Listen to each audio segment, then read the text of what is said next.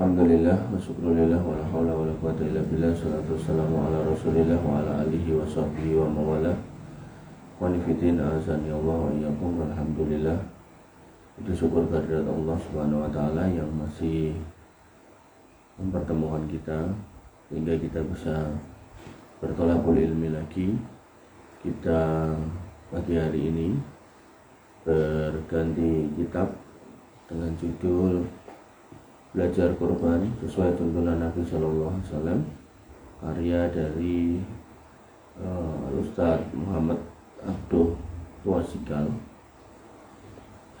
Wanifidin azani Allah wa iyyakum. Kita masuk ke dalamnya. Bukunya ditulis di tahun 2018.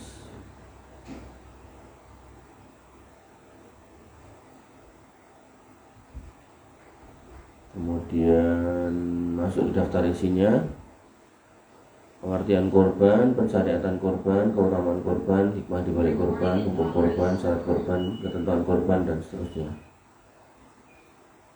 Ada pada penyembelihan, pemanfaatan hasil korban yang terlarang, sampai berarti ini otomatis efektif sampai halaman 40.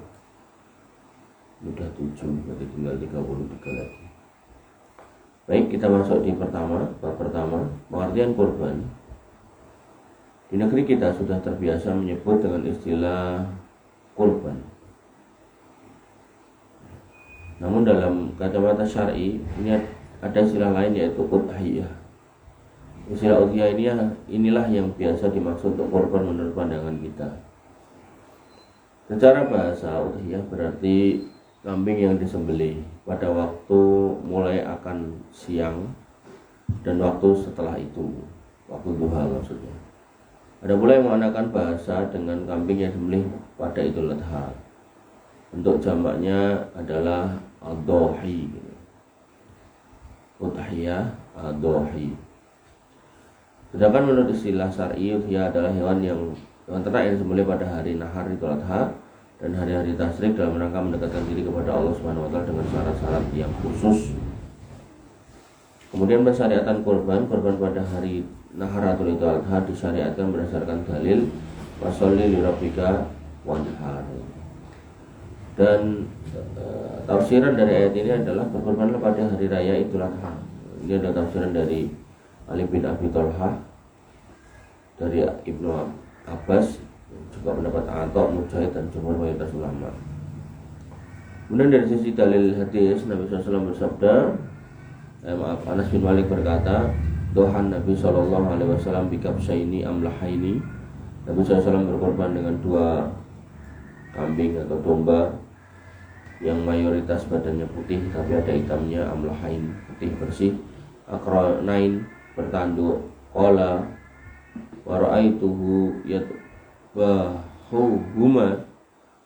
Kemudian Anas bin Malik berkata, dan aku melihat Nabi SAW menyembelih 2 itu biyadih dengan tangannya, wa ra'aituhu wadi'an, dan aku melihat beliau meletakkan qadamahu, kakinya, ala sifahihima, qala wa samma wa kabbara. Aku melihat beliau meletakkan kakinya pada apa istilahnya, pada daerah samping badannya, ini disebutkan sebagai pangkal leher. Jadi dekat badan untuk nahan agar enggak polah. Kemudian wasamma wa kabbara, dia mengucapkan bismillah dan bertakbir. Hingga hukumnya adalah disyariatkannya kurban. Artinya kurban itu ada dalam Islam, sepakat, enggak ada yang khilaf. Nek nganti ada yang khilaf itu orang aneh. Makanya ada orang-orang yang pengen membawa kebaruan, tapi kebaruannya itu di luar konteks gitu, di luar hal yang lazim. Keutamaan kurban, bahwasanya tidak dilakukan kurban adalah ibadah kepada Allah dengan mendekatkan diri kepadanya. Kurban juga dilakukan dalam rangka mengikuti ajaran Nabi SAW, sehingga kaum muslimin harus melestarikan ibadah ini. Tidak dilakukan lagi bahwa ibadah ini adalah bagian dari syariat Islam. Hukumnya sunnah muakkad, sangat dianjurkan menurut mayoritas ulama. Jadi ada ulama yang mewajibkan, ada yang mengatakan sunnah muakkad. Adapun keutamaannya, ya, tidak ada satu dalil hadis pun yang sahih. Tidak ada orang yang ngomong nanti setiap bulunya akan menjadi saksi buat kita di hari kiamat. Nah itu hadis sahihnya nggak ada. Ibnul Arabi dalam Aridil Ahwazi berkata, tidak ada hadis sahih yang menerangkan keutamaan korban. Segelintir orang yang meriwayatkan beberapa hadis ajib, menakjubkan, namun sayang hadis tersebut tidak sahih. Jadi pasti ada keutamaan dalam artian pahala di akhirat, cuman qadarullah nggak ada satu dalil hadis pun yang sahih gitu. Nah hikmahnya yang pertama adalah kita bersyukur kepada Allah Subhanahu wa taala atas nikmat yang diberikan kepada kita. Dan bentuk syukur yang terbaik ya kayak gitu ya. Jadi kita kalau dikasih nikmat itu syukurnya buat ibadah, bukan syukur tapi buat yang aneh-aneh. Kemudian yang kedua, kurban dilaksanakan untuk menghidupkan ajaran Nabi Ibrahim Khalilullah alaihi salam. Ya. Jadi sunnah Nabi Ibrahim yang dilanjutkan oleh Nabi Muhammad, yang kita juga melanjutkannya. Dan yang ketiga, agar setiap mukmin mengingat kesabaran Nabi Ibrahim alaihissalam. Yang ini membawakan ketaatan kepada Allah Subhanahu wa taala dan kecintaan kepadanya lebih dari diri sendiri dan anak. Pengorbanan seperti inilah yang menyebabkan lepasnya cobaan.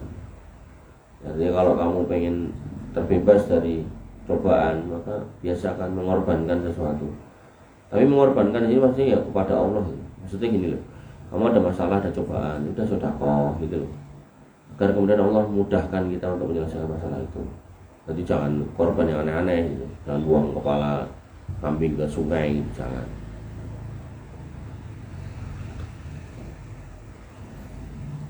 Pengorbanan seperti inilah yang menyebabkan lepasnya cobaan, sehingga yang sebelumnya akan disembelih adalah Ismail, akhirnya seekor domba lah yang disembelih.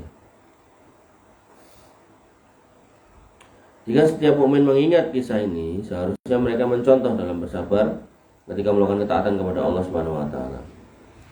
Kemudian yang keempat, ibadah korban lebih baik daripada sedekah dengan uang yang senilai dengan hewan korban. Jadi kalau korban sapi 3 juta, terus kamu keluar 3 juta buat sedekah, gitu, maka itu kurang tepat ya. Dan enggak sebanding. Ibnu Qayyim rahimahullah berkata, penyembelihan yang dilakukan pada waktu mulia lebih afdal daripada sedekah senilai penyembelihan tersebut. Oleh karenanya jika seorang bersedekah untuk menggantikan kewajiban menyembelih pada manasik tamattu dan qiran dalam ibadah haji, meskipun dengan sedekah yang bernilai berlipat ganda, tentu tidak bisa menyamai keutamaan tersebut. Kurban dilakukan untuk meraih takwa. Yang ingin dicapai dalam ibadah kurban adalah keikhlasan dan ketakwaan. Allah Subhanahu wa taala berfirman, la yanalullahu luhumahuma wala dima'uhuma walakin yanaluhu taqwa minkum. Allah enggak menerima atau mencapai Allah itu daging dan darahnya. Jadi Allah itu enggak butuh sama itu. Tapi yang Allah ingin tahu itu taqwa minkum, ketakwaan.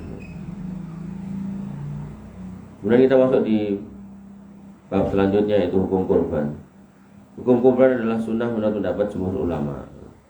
Dalilnya dari Ummu Salamah, Nabi SAW bersabda, Ummu Salamah radhiyallahu anha, "Idza dakhala al-asr", kalau masuk 10 pertama bulan Dzulhijjah, wa arada ahadukum ayyudhi, kalau ada seorang di antara kamu ingin kurban, wala yamassa min sa'rihi wa basyarihi syai', maka jangan menyentuh, memotong rambut kepala atau rambut badannya ya, sedikit pun. Imam Syafi'i berkata dalam hadis ini adalah dalil bahwasanya kurban hukumnya tidak wajib karena Rasul bersabda, jika seandainya menyembelih kurban itu wajib, maka beliau mengatakan jangan memotong rambut pada badan hingga ia berkorban, tanpa kata jika.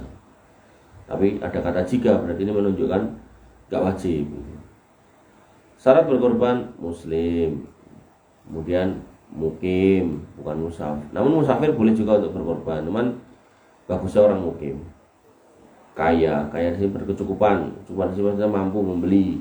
Artinya kalau membeli hewan kurban itu dia nggak terganggu masalah ekonomi di rumahnya. Kemudian yang keempat, telah balik atau dewasa. Kemudian ketentuan hewan kurban, yang digunakan untuk sembelih kurban adalah unta, sapi, kambing, kerbau boleh, domba boleh. Bahkan para ulama sepakat bahwa tidak sah seorang melakukan sembelihan dengan selain binatang tadi. Ya, maksudnya di luar ini plus kerbau atau domba. Misalnya sembelih kuda nggak boleh. Ketentuan kurban, seekor kambing hanya untuk satu orang dan boleh pahalanya diniatkan untuk semua anggota keluarga meskipun jumlahnya banyak. Bahkan bisa termasuk yang sudah meninggal. Dalam sebuah hadis disebutkan karena rajulu fi ahdin Nabi sallallahu alaihi wasallam yudhahi bisyat anhu wa an ahli baiti. Maksudnya pada waktu itu ada seorang laki-laki yang kemudian menyembelih gitu kan, satu kambing untuknya dan untuk keluarganya. Dan ini enggak ada yang larang gitu. Artinya kalau itu salah itu pasti sudah ada yang ingatkan gitu ya. Makanya kalau ada orang nyembah-nyembah kubur hari ini tuh diingatkan ngeyel, itu tinggal ditanya gitu. Coba cek mana ada Abu Bakar, Umar, Utsman itu.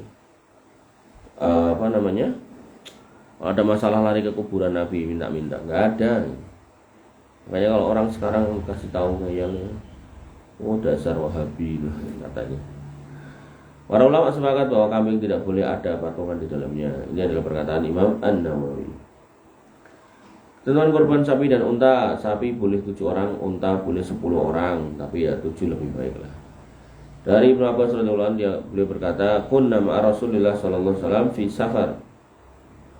Kami pernah bersama dengan Nabi sallallahu alaihi wasallam dalam safar, fahadara al-adha. Kemudian tibalah hari raya Idul Adha. Fashtarokna fil baqar. Kemudian kami patungan dalam sapi. Sab'atan 7 orang. Wa fil ba'ir asyaratan. Dan dalam unta 10 orang. Jadi unta itu bisa 10 orang ya. Enggak harus 7, bisa 10 orang. Tapi kalau mau 7 ya itu lebih baik. Begitu pula dari orang yang ikut urunan kurban sapi atau unta, masing-masing boleh meniatkan untuk dirinya dan keluarganya.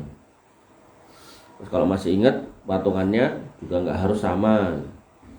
Jadi misal berapa nih, 3 juta, ternyata 3 juta kali 7 itu kan 21, ternyata sapi nggak ada yang harga 21, adanya yang harganya 27, berarti kan kurang 6 juta. Nah salah satu orang, yowes tak tutup aja, nggak apa-apa itu ya. Dari Atha bin Yasar yang berkata, Sa'altu Aba Ayyub al-Ansari kaifa kanat ad-duhaya ala ahdi Rasulillah sallallahu alaihi wasallam. Aku pernah bertanya kepada Ayyub al-Ansari, bagaimana kurban di masa Nabi SAW? Qala, beliau kemudian menjawab, kana rajulu yudahi bisyati anhu wa an ahli baitihi wa yaquluna wa yut'imuna. Bahasanya pada waktu itu suami-suami itu kurban untuk dirinya dan untuk keluarganya, niatnya. Wa yaqulun, dan mereka memakan kurban itu, wa yut'imun, dan memberi makan kepada orang lain, membagikan maksudnya. Syekh Al-Utsaimin dalam Syarah Al-Mumti' berkata, kolektif dalam pahala kurban tidaklah terbatas.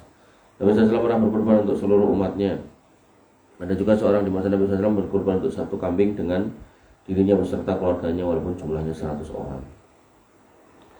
Niatan untuk 1 keluarga untuk 1 kurban dibolehkan asalkan memenuhi 3 syarat. Pertama, tinggal bersama atau serumah. Jadi ini keluarga yang serumah ya.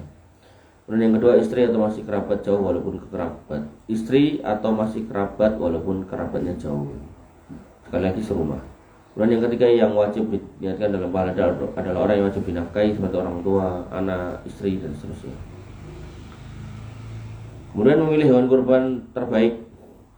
Anas bin Malik berkata, anna Nabi SAW kana yudahi bikabsain amlahin. Nabi SAW berkurban dengan 2 domba yang putih bersih. Putih bersih di sini maksudnya mayoritas putih. Kemudian ada hitam-hitamnya. Akronain, 2 tanduk. Wa yusammi wa yukabir, ucap bismillah dan bertakbir. Wa yada'u rijlahu ala sifahihima, dan meletakkan kakinya di pangkal leher si hewan itu. Wa bilafdin, dan dalam lafaz yang lain, dabahahuma biyadih, beliau memotong dengan tangannya sendiri. Muttafaqun alaih. Wa filafdin, dan dalam riwayat lain, saminain, gemuk. Wali Abi Awanah, dan menurut Abi Awanah fi sahihihi, dalam kitab sahihnya ada kata saminain. Jadi ada yang menggunakan kata sin, ini artinya gemuk, ada yang menggunakan kata sa, ini berarti mahal. Dan biasanya kalau mahal ya gemuk gitu. Walaupun ada juga yang enggak gemuk tapi mahal, tapi karena ini binatang yang langka. Bil musalsalati badal sinin. Di sini dikatakan musalsalah.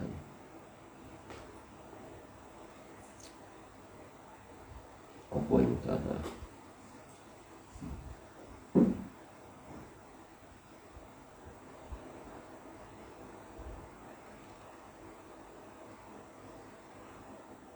Enggak ada. apa ya, salah. Kemudian dari Aisyah radhiyallahu anha ia berkata, amara bi kabsin aqron. Dia merintahkan untuk diambilkan domba yang bertanduk. Nah, jadi beliau senang yang bertanduk. Tapi apakah kita korban yang nggak ada tanduknya nggak boleh? Cuman keutamaannya yang bertanduk. Kemudian ya ta'ufi sawadin, ada item-itemnya nih. Ya ta'ufi sawadin, jadi perutnya ini ada itemnya. Wa yabruku fi sawadin. Oh maaf, ya ta'ufi sawadin, di daerah kaki kukunya itu ada itemnya. Wa yabruku fi sawadin, dan di perutnya ada itemnya. Wa yaduru fi sawadin, matanya juga ada item-itemnya. Kemudian liyudahhiya bihi, dan beliau menyembelihnya. Jadi kalau melihat dalil-dalil di atas, maka gemuk, putih, artinya putihnya mayoritas, kemudian ada hitam-hitamnya, kemudian berharga, maksudnya istimewa, mahal, bertanduk, jantan, kuku dan perutnya hitam, sekeliling matanya hitam. Nah, ini kalau mau nyunah itu ini. Ya, jadi jangan cuman selain kejar salah satunya, semuanya ini. Terus nanti ada orang yang nggak sesuai sunnah sedikit aja seneni. Ya. Jadi misal ada orang korban ya gemuk wes gitu kan, warnanya wes tapi nggak punya tanduk, wah kira nyunah, jangan deh. Termasuk korban betina itu, korban betina nggak apa-apa. Jadi jantan ini juga bagian dari keutamaan, bukan kewajiban, bukan syarat. Namun berhubungan dengan hewan yang tidak bertanduk pun tetap sah, begitu pula dengan hewan yang betina pun sah. Ketentuan umur: unta 5 tahun, genep 5 tahun menuju 6. Sapi ini usia minimal ya, 2 tahun minimal menuju 3. Kambing 1 tahun menuju 2. Domba 6 bulan menuju 7 minimal. Jadi nek lebih tua boleh, tua banget ya jangan, kalau apalagi sakit itu.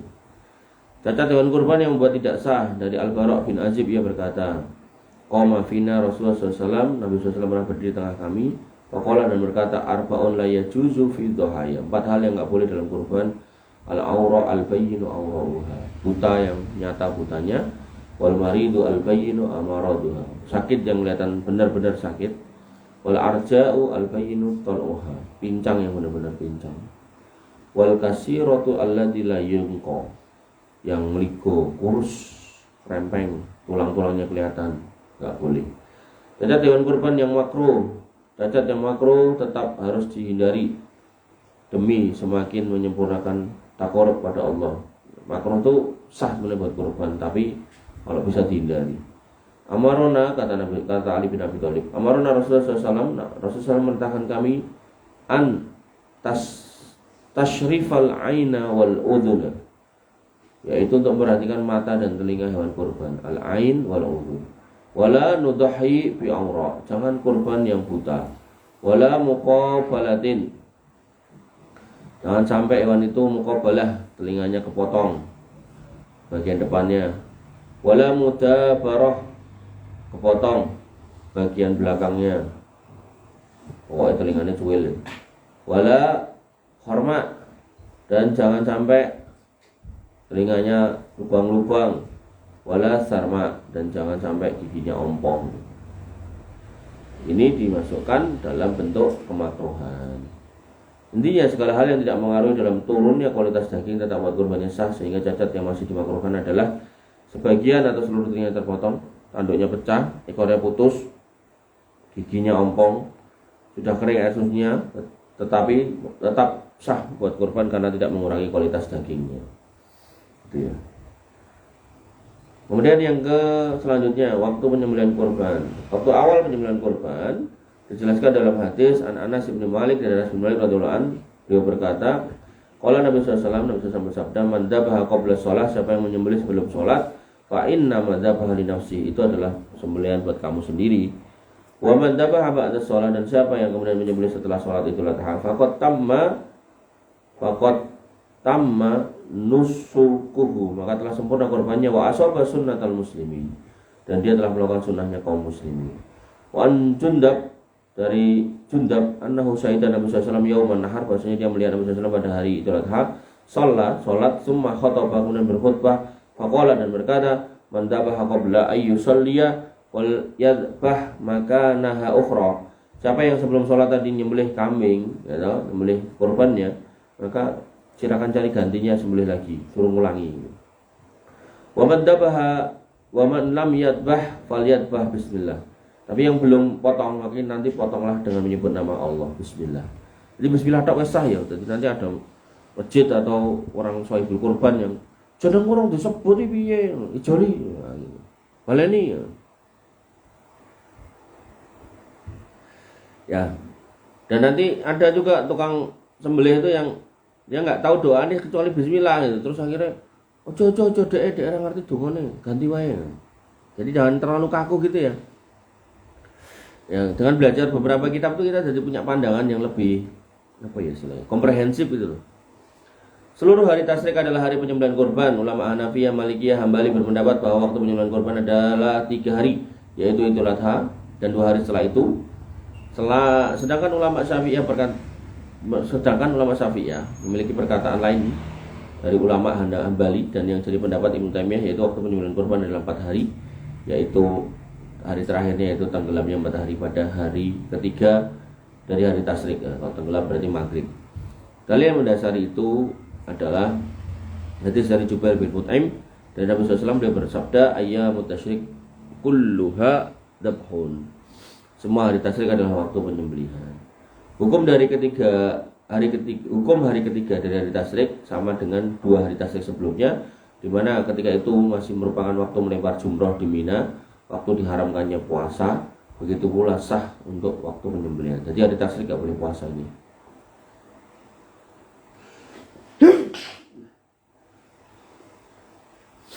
Larangan mencukur rambut, memotong kuku bagi yang ingin berkurban. Dari Ummu Salamah, Nabi SAW bersabda, lanjut sudah. Sudah ada. Idza dakhalatil asr, kalau masuk 10 pertama bulan Dzulhijjah, wa arada ahadukum, dan salah seorang kalian pengen kurban, ayyudahi wala yamassa min sa'arihi, maka jangan potong rambut kepala, wa basyarihi, dan rambut badannya. Rambut badan itu ya rambut-rambut yang nyelip-nyelip gitu. Sedikit pun syai'. Imam Nawawi rahimahullah berkata, para ulama selisih pendapat bagaimana jika telah masuk bulan Dzulhijjah dan ada yang ingin kurban. Sa'id Al-Musayyib, Rafi'ah, Ahmad Ishaq, dan sebagainya mengatakan bahwa hukumnya haram memotong rambut dan kuku hingga hewan kurban disembelih pada hari kurban. Imam Syafi'i dan ulama Syafi'iyah lainnya berpendapat bahwa hukumnya makruh tanzih, bukan haram. Jadi makruh itu ada 2. Makruh karahiyatut tahrim, ini haram. Ada makruh karahiyatut tanzih, ini bukan haram, tapi apa ya istilahnya? Tanzih itu berarti suruh menjauhi, tidak disukai. Abu Hanifah menyatakan tidaklah makruh. Imam Malik dalam satu pendapat menyatakan tidak makruh, dalam pendapat lain menyatakan makruh. Imam Malik juga memiliki pendapat yang menyatakan haram dalam hukum sunnah, dalam Quran kurban sunnah, tidak pada yang wajib. Ulama berpendapat haramnya potong kuku, rambut bagi yang berkorban berdalil dengan hadis ini. Jadi intinya nggak boleh lah, tapi kurbannya sah. Syarat penyembelihan hewan, pertama syaratnya akan disembelih, yaitu hewan masih dalam keadaan hidup. Tak korban ke, wis mati no, sisan lah. Ben ndak sing bedeti, enggak boleh. Allah Subhanahu wa taala berfirman, "Inna ma harrama 'alaikumul maita." Sesungguhnya Allah hanya mengharamkan bagimu bangkai. Ya. Ini nanti ada lanjutannya, maita tawaddama wa lahmal hinjir. Syarat yang orang yang akan menyembelih pertama berakal, enggak boleh orang gila, laki-laki maupun perempuan. Ya. Nanti ada masjid yang perempuan enggak boleh. Tapi kalau perempuan laki-lakinya ada, perempuan jangan ya, nggak usah sok tampil gitu, nggak usah. Tapi kalau emang benar-benar nggak ada orang gitu loh, misal kayak masjid tertentu kan ada masjid khusus perempuan, boleh. Dan sudah balik atau belum balik, asalkan sudah tamyiz ngerti, kamu tuh mau ngapain tuh ngerti gitu loh. Ya, anak SD umur 12 tahun gitu, tamyiz, ya, mau boleh, nggak harus yang balik-balik. Sehingga dari sini tidak sah penyembelihan yang dilakukan oleh orang gila, anak kecil yang belum tamyiz. Begitu pula orang yang dalam keadaan mabuk, sembelihnya juga tidak sah, hilang akal berarti. Kedua, yang menyembelih adalah orang muslim atau ahli kiblat Yahudi Nasrani. Ya, jadi selain mereka nggak boleh menyembah berhala, nggak boleh, orang Majusi nggak boleh, berarti orang Hindu, orang Buddha nggak boleh. Ya, karena selain muslim dan ahli kitab tidak murni mengucapkan nama Allah ketika menyembelih. Sedangkan ahli kitab masih dihalalkan karena Allah berfirman wa ta'amul ladzi na'utul kitab halal lakum. Dan makanan sembelihan ahli kitab itu halal buat kamu. Makna makanan ahli kitab sini adalah sembelihan mereka sebagaimana disampaikan oleh Al-Hasan Al-Basri, Ikrimah, Atha dan lain sebagainya. Namun yang mesti diperhatikan di sini, sembelihan ahli kitab bisa halal selama diketahui kalau mereka tidak menyebut nama selain Allah. Jika diketahui mereka menyebut nama selain Allah, jika menyembelih sebesar mereka menyebut Tuhan Yesus dan seterusnya, Uzair, maka itu adalah nama-nama berhala, maka pada saat itu sembelihan menjadi tidak halal. Ya. Jadi kita tidak mengimani yang disebut oleh mereka itu Tuhan. Gitu. Begitu kita tidak mengimani mereka Tuhan, maka itu bagian dari sekutu Allah. Ketika itu sekutu Allah, yaitu berarti kemusyrikan juga. Jadi ahli kitab itu dia selain mengimani adanya Allah, juga adanya selain Allah. Gitu. Sebagai Tuhan atau bagian dari Tuhan atau kolega dari Tuhan. Gitu. Sehingga itu dalam akidah tauhid kita itu nggak benar. Gitu. Makanya kalau kemudian mereka pas nyembelih gitu, dengan menyebut nama Allah Bapa di surga, Anak dan Roh Kudus, ya itu nggak boleh. Ya. Tapi kalau mereka dengan menyebut nama Allah misalnya itu, sembelih ser itu sah. Artinya itu nggak boleh terjadi di depan mata kita gitu loh. Nah, tapi nek mereka nyembelih di rumah, terus kemudian kita dikasih dagingnya boleh, mas makan bilang Bismillah gitu ya. Jadi metodenya agar aman tuh kayak gitu. Ya. Makanya paling aman ya naik korban di masjid ya serasa ngomong Kristen lah gitu. Ya. Belas dewi yang laki-laki ini belajar nyembelih gitu, jangan letoy laki-laki.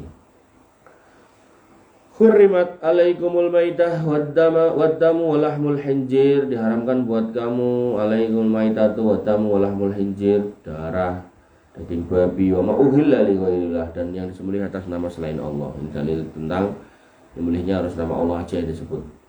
Ketiga, menyebut nama Allah ketika menyembelih jika sengaja tidak menyebut nama Allah padahal ia tidak bisu dan mampu mengucap, maka hasil sembelihan tidak boleh dimakan menurut para ulama. Sedangkan bagi yang lupa untuk menyebutnya dalam keadaan bisu atau dalam keadaan bisu, maka sembelihannya boleh dimakan. Jadi bedakan di antara enggak mengucap dengan sengaja atau lupa. Orang ngomong bismillah atau rasah, dia muni ngono itu berarti enggak, dia sengaja berarti. Nek sengaja berarti sembelihannya enggak sah. Tapi nek ser itu, kok kira bismillah, astagfirullah lali, ya itu beda ya, bedakan ya. Ini jangan pokoknya urusan kurban ini sensitif loh, jangan asal-asal ngomong nggak sah. Saya dulu waktu masih seumuran kalian tuh sampai marani takmirnya jari sak masjid, tapi tak marani satu persatu tuh, dari mulai ketuanya, penasihatnya, gara-gara ngomong kurban betina itu nggak sah. Terus yang nyari binatangnya suruh ganti gitu. Jadi itulah orang tuh kalau udah jahil ngumpul di masjid terus jadi takmir itu udah bencana udah. Apalagi ada yang melakukan kesalahan satu wes jadi sasaran udah. Maka pentingnya takmir itu ya ngaji gitu. Kadang takmir suruh mongso pinter itu luar biasa. Alah sinau korban meneh, wingi yo ngerti ya, wingi yo sinau. Padahal kan kamu menyaksikan sendiri loh berapa kali kita baca kitab itu kan ada mesti hal-hal yang dari satu kitab ke kitab lain itu beda gitu loh. Beda itu bukan berarti yang penulis kitab sebelumnya nggak ngerti, bukan. Maksudnya ada orang yang nyusun kitab itu detail banget. Ada orang yang nyusun kitab jadi nggak detail, tapi ternyata poin itu nggak ada di kitab yang detail tadi itu. Gitu loh. Ini kan dipikir-pikir kan teman berapa ini tadi 40 halaman, tapi yang kemarin itu sampai 150-an kalau nggak salah, atau 100-an halaman itu kita detail, tapi di dalamnya ada hal-hal yang mungkin belum masuk di situ gitu. Ya. Maka kamu nanti kok jadi takmir jangan kayak gitu ya.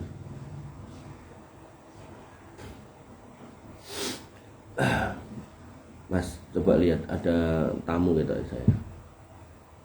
Nanti nek nyari saya disuruh mlebu sini aja, suruh duduk sebelah angga situ.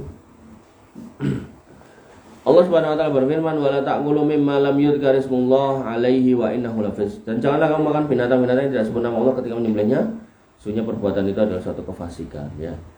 Jadi kayak kamu nyembelih ayam di rumah, wajib bismillah, tapi kok lupa, ya udah nggak apa-apa, nggak usah dibuang. Aduh, Bu, ngomong arung Bu, Aku mau lali ngomong bismillah, mbok ayo ora mutu. Oh, gua wae pakai kucing. Jangan ya. Jadi itu malah mubadir ya. Harusnya emang disembelih buat kamu makan, malah kamu kasih kucing. Bukan berarti nggak boleh kamu kasih kucing. Boleh, kasih aja tulangnya, kucing kayak tulang gelem. Apa udah kayak utuh-utuhan. Ya sekali lagi kalau lupa nggak apa-apa ya. Ya kamu istighfar aja lah. Astagfirullah ya Allah, maafkan saya lupa, ampuni saya. Terus ngono wae. Lanjutkan makan, nggak apa-apa. Begitu juga hadis ini berdasarkan hadis Rafi' bin Khadij, Nabi SAW bersabda, ma'an haro ad-dama wa dzukira Rasulullah alaihi faqulu. Segala sesuatu yang dapat mengalirkan darah dan sebut nama Allah, ya ketika disembelih silakan kalian makan. Ini konteksnya binatang darat, binatang air nggak perlu disembelih. Ya. Kamu temukan ngampul ning banyu, nek kamu doyan kamu bawa pulang kamu makan boleh gitu kan. Nah tapi wis kecing wis bosok lah, kamu doyan enggak? Nah, kalau kamu enggak doyan berarti itu kan masuk dalam kategori al-khobais. Kemarin kita jelaskan khobais enggak boleh dimakan.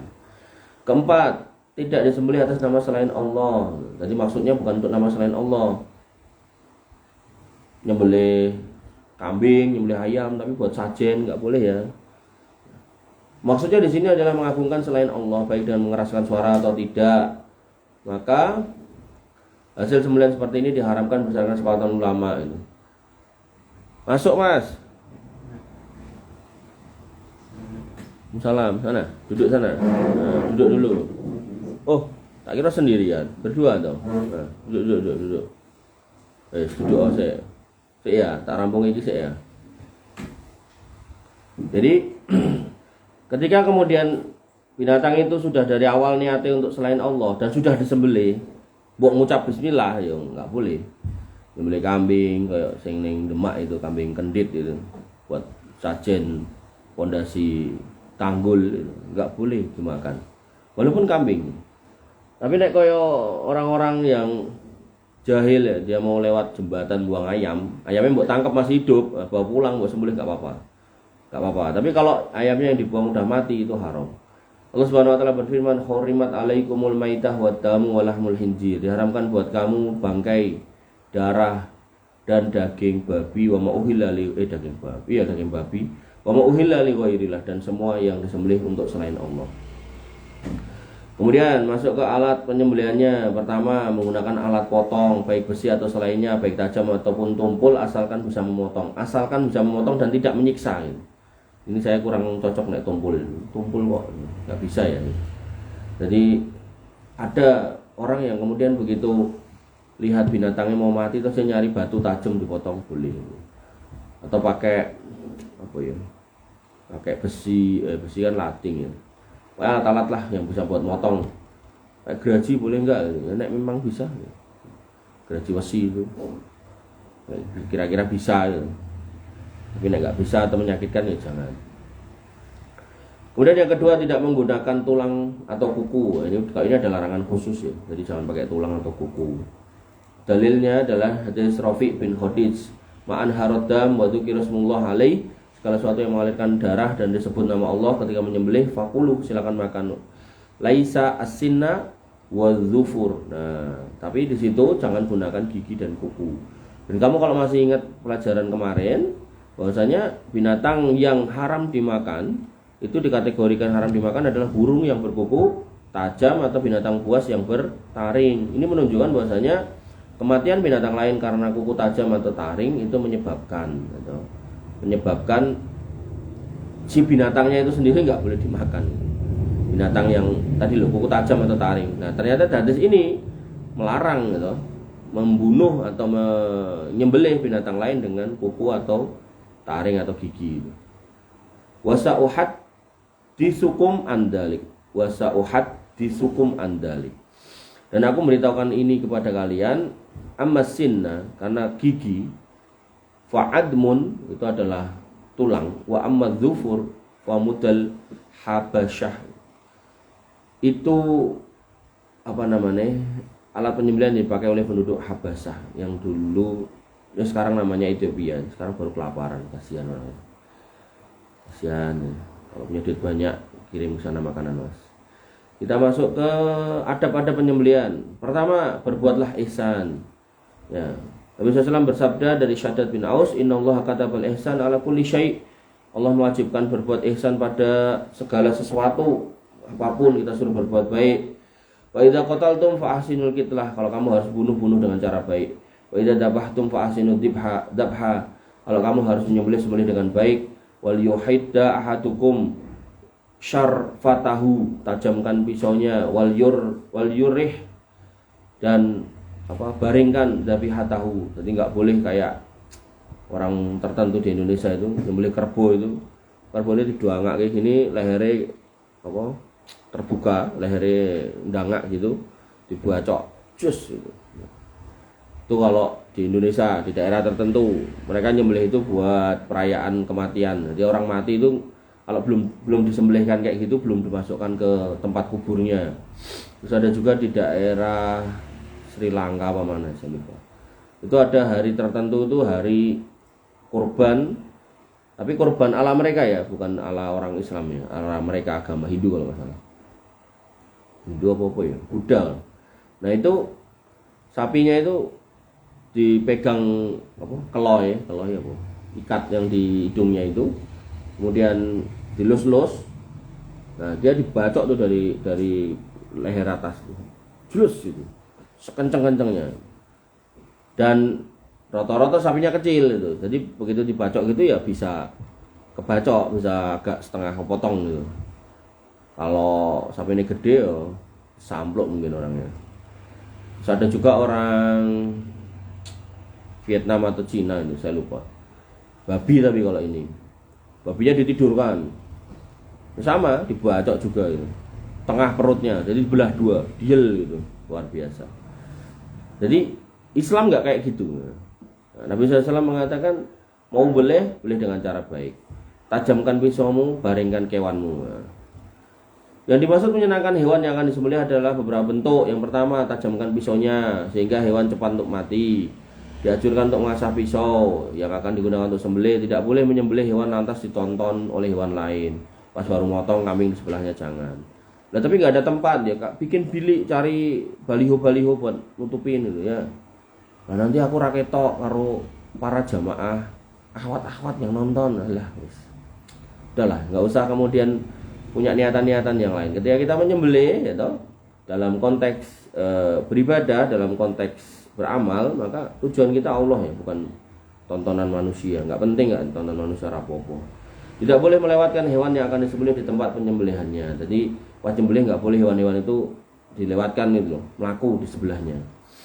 Kemudian yang kedua, membaringkan hewan di sisi sebelah kiri, memegang pisau dengan tangan kanan, menahan kepala hewan ketika menyembelih. Artinya gocei, jangan sampai mulet-mulet, peroncalan, kemudian malah ucul bedal dalam posisi sudah kepotong, ya, kasihan.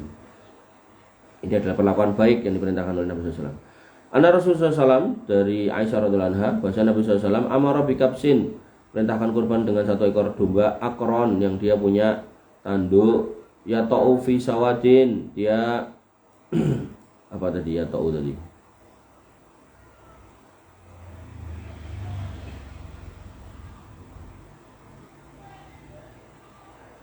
Ya ta'u fi sawadin, ya ta'u tadi apa ya?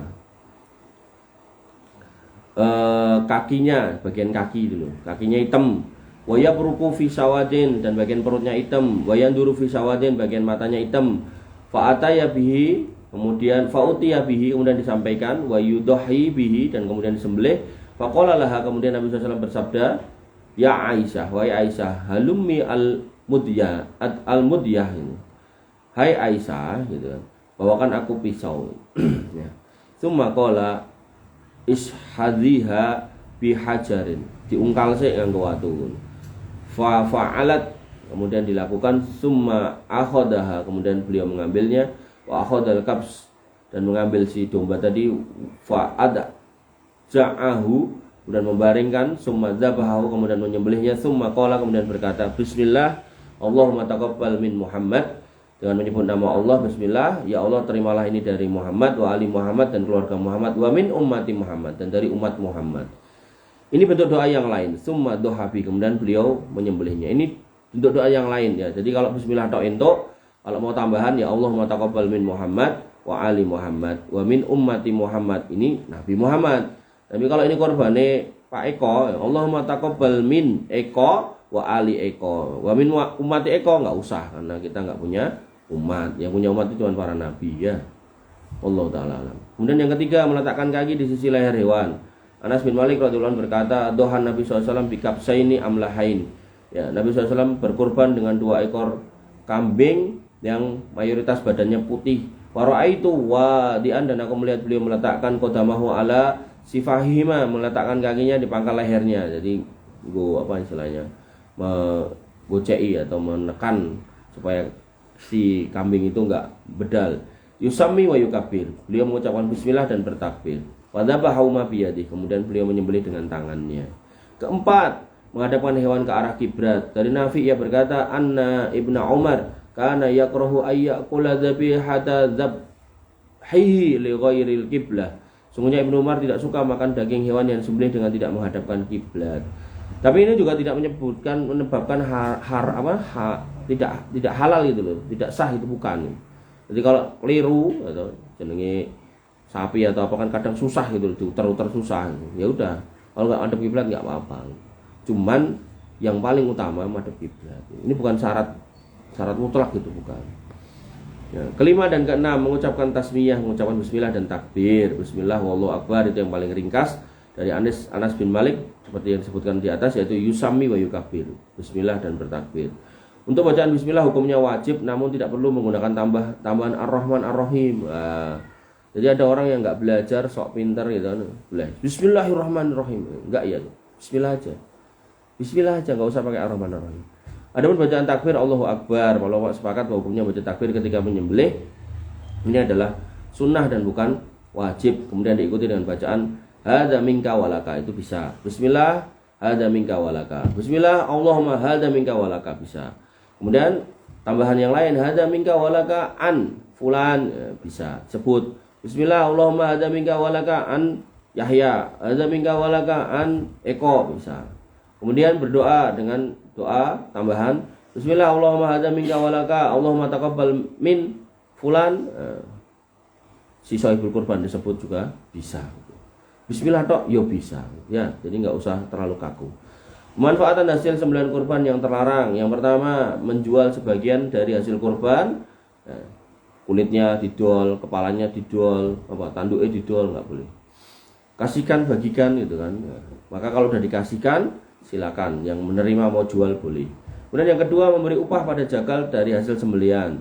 Nyewa jagal, nanti jagalnya dikasih upah sampil 1, nggak boleh. Larangan pertama, menjual sebagian dari hasil sembelihan kurban, baik berupa kulit, wol, rambut, daging, dan lainnya. Nabi SAW bersabda, man ba'a jilda udhiyati fala udhiyata lahu. Siapa yang menjual ya jilda, kulitnya si hewan kurban, maka nggak ada kurban baginya. Artinya kurbannya tidak ada nilainya atau tidak sah. Larangan menjual hasil sembelihan kurban adalah pendapat para imam seperti Imam Asy-Syafi'i, Imam Ahmad. Imam Asy-Syafi'i mengatakan binatang kurban termasuk nusuk, hewan yang disembelih untuk mendekatkan diri kepada Allah, maka hasil sembelihannya boleh dimakan, boleh diberikan kepada orang lain, dan boleh disimpan. Aku tidak menjual sesuatu dari hasil sembelihan kurban seperti daging, kulitnya. Barter antara hasil hewan kurban dengan barang lain juga termasuk jual beli. Jadi jual beli itu nggak cuma pakai uang ya, ditukar. Nyawa kita kei dagingnya gini, aku kayak ono okolah gitu, HP-mu apa-apa, itu nggak boleh. Wallahu ta'ala alam. Larangan kedua, memberi upah jagal dari hasil sembelihan kurban. Hal ini sebagaimana perkataan Ibnu Mulakin Asy-Syafi'i dalam Al-I'lam fi Fawaid Umdah Al-Ahkam. Yang dimaksud jagal ini sudah diketahui bersama, yaitu orang yang menangani pengulitan pemotongan daging hewan kurban yang disembelih. Maka tidak boleh diupah dengan hewan kurban, tapi dihadiahi boleh. Upahmu 500 angger sak wedhus, kelarangan ya, sak sapi. Tapi kemudian kita kei hadiah daging sak kresek, nah boleh. Tapi nek upahmu ling potong atau ling nguliti, ini kulit ini sebagai pembayarannya, ini enggak boleh. Ali bin Abi Thalib berkata, amaroni Rasulullah SAW, Nabi SAW memerintahkan kepadaku an akuma ala butnihi, untuk kemudian mengurusi unta-untanya, wa anta saddaqa bilahmihi, dan menyedekahkan dagingnya, wa juludihi, dan semua kulitnya, wa ajillatiha, dan semua pelananya, selimut dari si unta, wa alla u'tiya al jazaro minha, dan nggak boleh kemudian memberikan tukang jagal pembayaran dari hewan kurban. Qala, kemudian beliau bersabda, nahnu nu'tihi min indina, kami akan memberikan upah si jagal itu dengan uang sendiri. Dari hadis ini Imam Nawawi rahimahullah mengatakan tidak boleh memberi tukang jagal sebagian hasil sembelihan kurban sebagai upah. Ini pendapat ulama Syafi'iyah, juga pendapat Atha, An-Nakhai, Imam Malik, Imam Ahmad dan Ishaq. Alhamdulillah bi nikmatillah tatimmus sholihat. Segala puji bagi Allah Subhanahu wa taala, puji syukur atas nikmatnya segala kebaikan menjadi sempurna. Kita sudah menyelesaikan kitab yang keberapa ini Mas Iko? Yang ke-6. Oke, baik. Saya rasa cukup untuk hari ini. Kita tutup layarnya, kita masuk ke sesi tanya jawab. Kita lihat ada enggak pertanyaan. Pertanyaan pertama, bagaimana hukumnya jika menggunakan akses internet tanpa izin dari pemiliknya? Haram.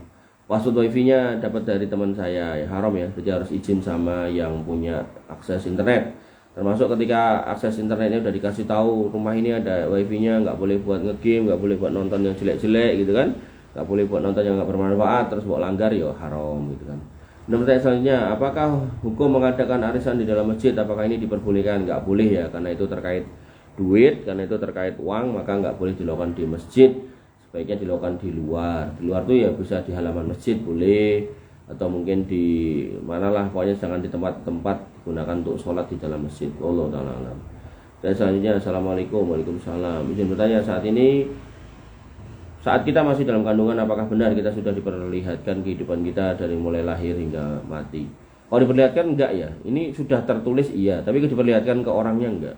Lalu apakah setiap kelalaian atau kecerobohan yang dilakukan oleh manusia, apakah itu merupakan kehendak dari Allah juga? Iya. Ini nanti kalau di bab takdir yang dibahas lebih dalam. Karena saya sebagai manusia sudah berusaha mampu saya untuk tidak melakukan kesalahan, namun terkadang masih saja ada hal yang luput dari saya dan kadang membuat kecemasan yang tidak bersudahan. Ya caranya gampang ya, kalau kita salah kita minta maaf, kalau kita berbuat dosa kita bertobat, udah gitu aja. Hari-hari kita tuh isinya beramal, bertobat, memperbaiki yang salah, kemudian berbuat yang lebih baik. Itu terus saja.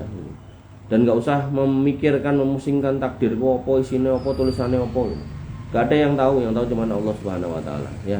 Jadi kita karena nggak tahu ya kita ikhtiar gitu. Makanya Nabi SAW mengatakan beramallah, kamu akan dimudahkan menuju apa yang ditakdirkan kepadamu. Dan orang-orang yang beramal baik secara umum loh ya, itu akan terus menuju kebaikan sampai Allah mencabut nyawanya secara umum. Tapi secara khusus ada orang yang beramal baik tapi ditutup dengan su'ul khotimah. Kenapa? Karena masalah niat itu. Niatnya udah nggak benar. Ada orang yang berjihad tapi ditutup dengan bunuh diri, kesakitan. Kenapa? Karena dia ternyata berjihad itu karena niatnya pengen disebut sebagai pahlawan gitu loh. Makanya pentingnya meluruskan niat itu. Artinya kalau orang itu ibadah ikhlas, semua ikhlas, sekolah ikhlas, ngajar ikhlas, ya kerja ikhlas, insya Allah husnul khotimah itu di depan mata. Tapi kalau yaitu nyari pamrih, nyari penyebutan, ibadah haji, mulai disebut haji nesu gitu kan, maka yaitu alamat ya, orangnya kan su'ul khotimah. Wallahu ta'ala. Assalamualaikum. Waalaikumsalam. Izin bertanya, apakah diperbolehkan menggunakan nama palsu dalam media sosial, semisal email, Instagram, Facebook dan lain-lain untuk berkomunikasi dengan orang lain? Yang saya tahu nggak boleh ya, karena Islam itu melarang berbuat dusta ya. Jadi kalau emang itu kontennya berdusta, mengelabui orang, nggak boleh gitu kan. Tapi kalau nama ini memang inisial kita gitu, atau orang mengenal ini adalah kita dan kita sudah dikenal gitu. Misal ya Angga Saputra, terus dia pakai nama Angga Suneo gitu kan. Orang tahu Angga Suneo itu ya itu gitu kan. Sudah nggak apa-apa. Atau misal namanya Bambang, terus di kampung itu disebut Bagong ya. Pak Bagong itu ya Pak Bambang itu ya. Maka nggak apa-apa. Tapi kalau ada orang tuh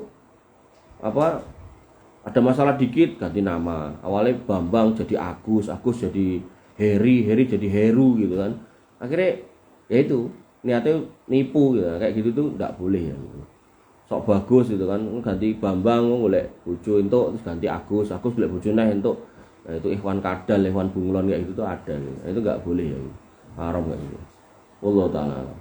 Dan selanjutnya, saat Pak D masih hidup, Pak D selalu memberikan nafkah bulanan kepada istri kedua. Pak D ini istrinya dua itu.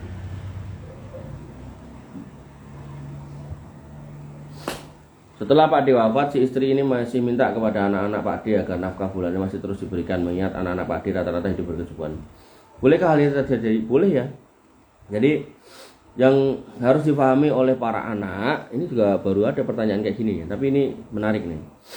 Jadi ketika kita punya ibu kandung, bapak kita meninggal, waktu bapak kita hidup, nafkah ibu ini tanggungan bapak kita. Begitu bapak kita meninggal atau belum meninggal pun, tapi udah nggak sanggup ngasih nafkah kan udah tua gitu, nggak punya pensiunan gitu. Misal dulu bapaknya kerja apa gitu kan, baru ngasih ke ibu. Maka si ibu ini tanggungan kita, termasuk istri keduanya. Tapi kalau istri keduanya ini punya anak sendiri, sekali lagi, punya anak kandung sendiri si istri kedua, ini tanggungan dari si anak itu. Ya, tapi kok kemudian istri keduanya ini, mohon maaf ya, mungkin nggak punya anak, mungkin mandul gitu kan, atau ya memang nggak punya anak, susah nggak punya anak gitu kan, terus suaminya ini meninggal, ya ini tanggungan anaknya si bapaknya itu. Makanya dalam Islam kenapa laki-laki itu warisan itu dapat 2 bagian itu seperti itu. Jadi jangan mau pikir 2 bagian terus foya-foya seneng-seneng itu, enggak ya. Karena ada tanggungan berat di belakang kita, yaitu orang tua ketika tua, bahkan istri bapak kita, istri kedua, ketiga, keempat gitu kan. Maka ini yang perlu difahami ya. Jadi walaupun mereka juga dapat warisan dari bapak kita yang meninggal itu. Wallahu ta'ala alam. Dan selanjutnya, assalamualaikum, waalaikumsalam. Jika ada orang yang menceritakan aib sendiri ke orang lain, dikarenakan pada saat bercerita orang tersebut belum tahu kalau perbuatan tersebut tidak diperbolehkan padahal dia sudah tobat. Ya kalau nggak tahu ya bertobat, istighfar, mohon ampun kepada Allah. Tapi kalau sudah tahu jangan cerita. Saya itu kadang tuh kaget itu. Ada bapak itu udah tua, atau mungkin ibu-ibu udah tua gitu, yang otomatis dari umurnya itu udah beda jauh sama saya gitu. Terus dia cerita masa lalunya. Ustadz kan nggak tahu saya itu dulu seorang ini seorang itu. Saya sampai bengong gitu. Artinya gini, ketika itu nggak ada kepentingannya dalam obrolan, nggak perlu disampaikan. Tapi kalau ada kepentingannya, misal bertanya, Pak Ustadz, saya dulu pernah menjadi wanita nggak benar, saya dulu pernah mau bermaksiat yang luar biasa misal gitu. Maka gimana cara bertobat? Itu bagian dari pertanyaan dan nggak perlu ditanyakan di forum yang umum, bisa tanyakan di forum-forum yang khusus, atau kalau di umum nggak usah disebut namanya, disamarkan. Tapi kalau nggak ada angin, nggak ada hujan terus cerita, sampean kan ora ngerti toh, nom-nomanku biyen aku biyen kayaknya mendem nek malam minggu, terus bar kuwi nek bar entuk duit tak nggo tuku apa jenenge cimeng gitu, nggak perlu gitu, itu kan dosa. Makanya Nabi SAW mengingatkan, kullu ummati mu'afan ila al-mujaharah. Setiap umatku itu akan diampuni kecuali yang suka cerita-cerita dosa itu loh, mujaharah itu. Nah, jadi kalau kita pengen diampuni ya nggak usah cerita-cerita dosa. Ya, makanya nanti dalam hadis bitokoh itu ada orang yang dosanya banyak sampai 99 gulungan, kemudian dia sudah ketakutan, kemudian Allah mengatakan tenang, kamu nggak akan didolimi. Akhirnya Allah kasih di daun timbangan satunya itu kalimat la ilaha illallah yang ada di hatinya itu, yang ada di keimanannya itu, taruh situ, kemudian dosanya itu terampuni gitu. Nah, orang ini dikatakan oleh para ulama adalah orang-orang yang pendosa tapi nggak pernah ngobrol dosanya gitu, disimpan gitu. Dan dia takut kalau dosa itu nanti dipertanyakan oleh Allah. Disimpan, bisa nyimpan dari manusia tapi dia nggak bisa nyimpan dari Allah, tapi dengan itu diampuni oleh Allah gitu loh. Ya. Jadi bukan dibalik-balik. Kan aku diampuni karo Gusti Allah, terus cerita-ceritake gitu kan. Cah cilik-cilik sing ora kenal, ora ngerti, ra nemoni pas laire karena beda jauh ya, dadi ngerti. Wih, mbah kae to. Wah, kae nom-nomane luar biasa nek mendem nek ra bir sak krat ngono rong oling gitu kan. Nah, misal kayak gitu. Bahasa-bahasa kayak gitu ini pamer ya. Termasuk yang saya istilahnya yang saya kritisi itu orang-orang yang bertato, itu tobatnya itu diresiki tatone, atau kalau nggak mau ngresiki tutupen gitu loh. Pamer ke nganggo singlet gitu kan. Ngomongnya tobat Mas gitu kan. Tatone kok diduduh-duduh gitu. Nah kan sepenting atine tato. Luar biasa. Wallahu taala alam. Pertanyaan selanjutnya, izin bertanya, bolehkah kulit sapi diberikan atau diminta oleh orang yang berkurban secara patungan?